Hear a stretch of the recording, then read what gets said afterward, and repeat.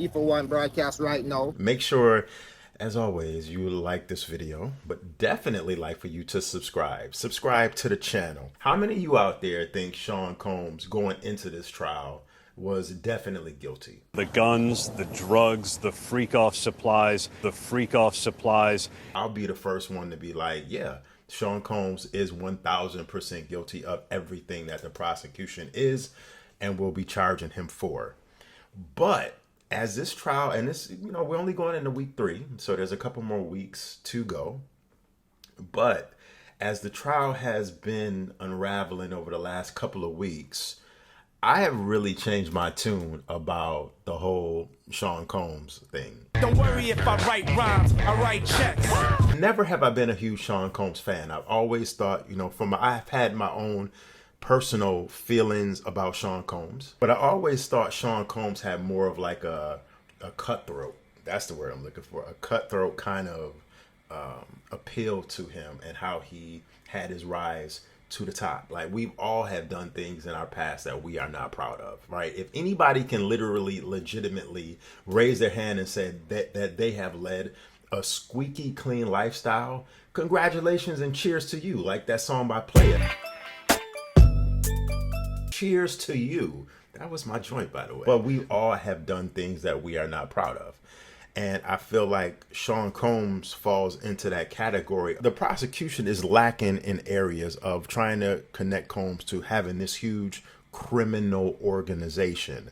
This is more for me like a domestic violence case, right?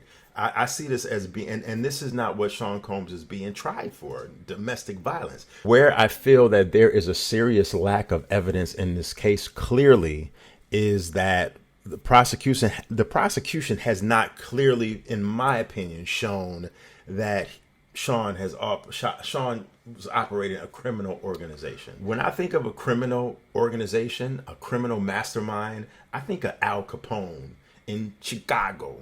In the 1930s, 1940s. I think of El Chapo, okay, when I think of a criminal, mastermind, somebody that's bringing pounds and millions and hundreds of millions of dollars of drugs and dope into a country. That's what I think of.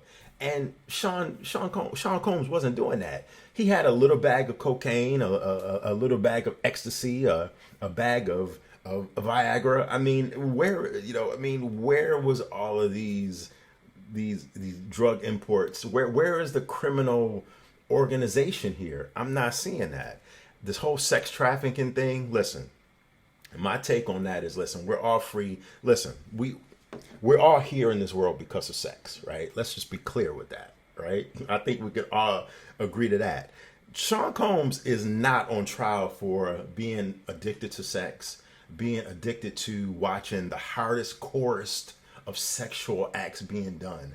And even when it comes to that, you do have evidence of Cassie saying that no matter where you fall in the middle or where you fall in the whole situation, was he absolutely wrong for physically abusing Cassie? Absolutely. You cannot deny that.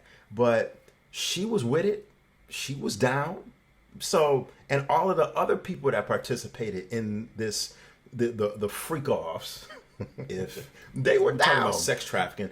When I think of sex trafficking, I think of someone who was running once again a criminal organization that had trailer loads of women and trailer loads of men, literally full. Think of an episode of Law and Order Special Victims Unit. Sexually based offenses are considered especially heinous. Sex trafficking, and you see loads of women being transported across state lines in a pickup truck. That's what I think of.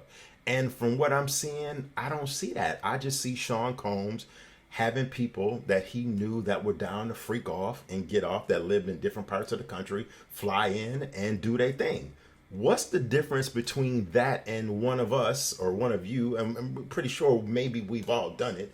Meeting someone that lives in another state and having them come visit us and you have intercourse with them. Is that considered sex trafficking? I mean, there's a fine line, and I'm just not seeing it. Trust me. As much as I want to see Sean Combs, he needs to pay for a lot of the things that he's done to people over the last 20, 25 years. Absolutely.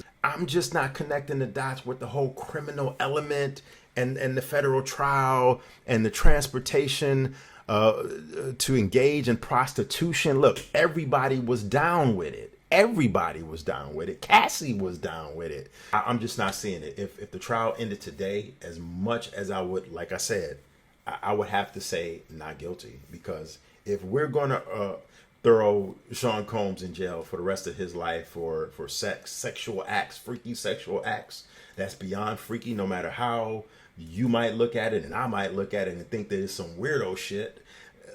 We can't grade the next person's freak level, the freakazoid level. We can't do that. That's just something that what goes on behind closed doors. Listen, homie, you like it.